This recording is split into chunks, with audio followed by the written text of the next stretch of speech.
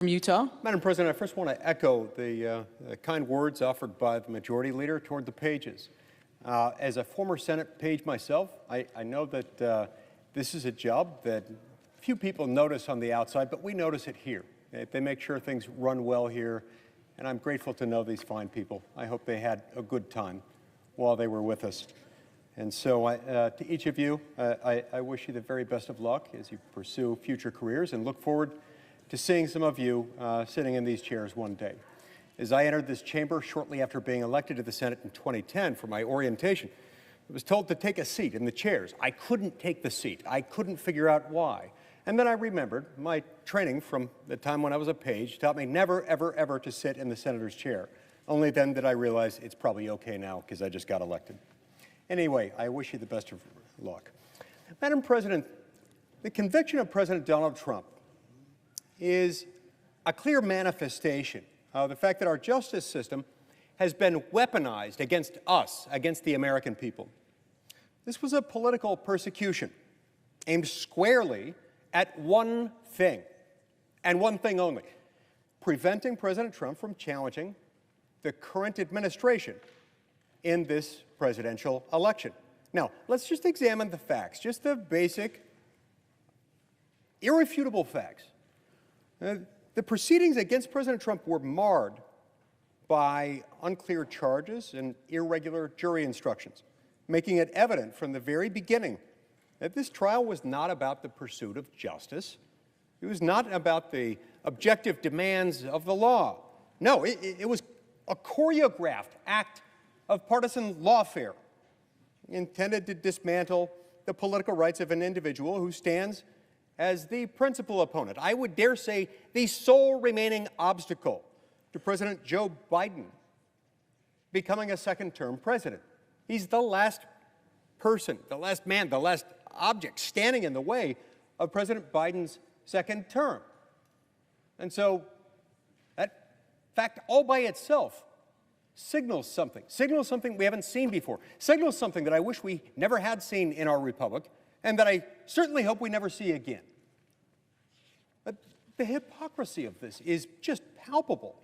The Democrats and their allies in the media have long accused President Trump of undermining American norms and traditions, of all these supposedly norm-shattering actions. Yet they now champion a prosecution that reeks of the authoritarian tactics seen by the tin-horn dictators in banana republics, the same banana republics and failed systems of government that we have repeatedly sanctioned and shamed publicly, with good reason. In what country could a judge who, according to the New York Times, violated judicial ethics when he donated to a group supporting President Biden's campaign and another called Stop Republicans? That's literally the name of the group that he donated to, Stop Republicans. In what world could that judge be allowed to preside over the trial of a former president, a former Republican president and chief political opponent of the incumbent Democratic president? Or how about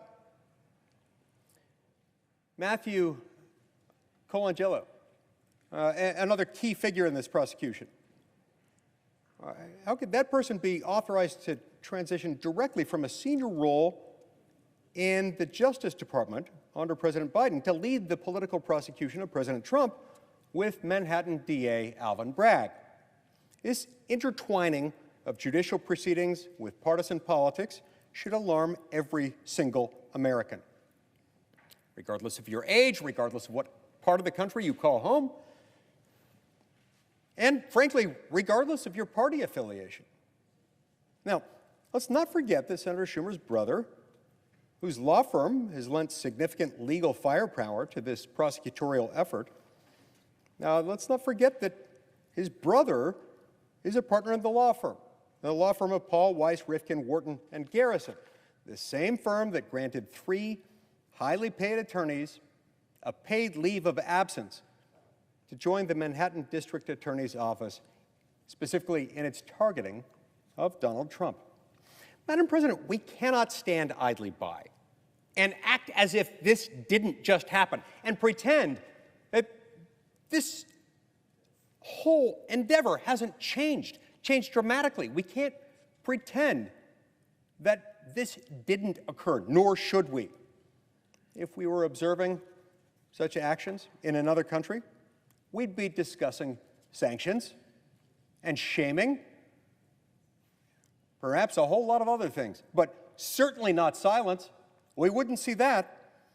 Now, as we prepare to honor the sacrifices made by the heroes on the beaches of Normandy, we're reminded that those brave souls fought and died 80 years ago this week to defeat dictators who ruthlessly wielded the power of the state, specifically to suppress and persecute their political enemies and anyone else who they thought stood in their way. What would those American heroes say if they saw an American president cheering on a kangaroo court attempt to imprison his political rival, his sole impediment to a second term in the Oval Office? Would they recognize the America they fought for? It is with their sacrifice in mind that I call upon every member of this chamber to make it clear that we're unwilling to aid and abet this White House in its project to tear the country apart. Now,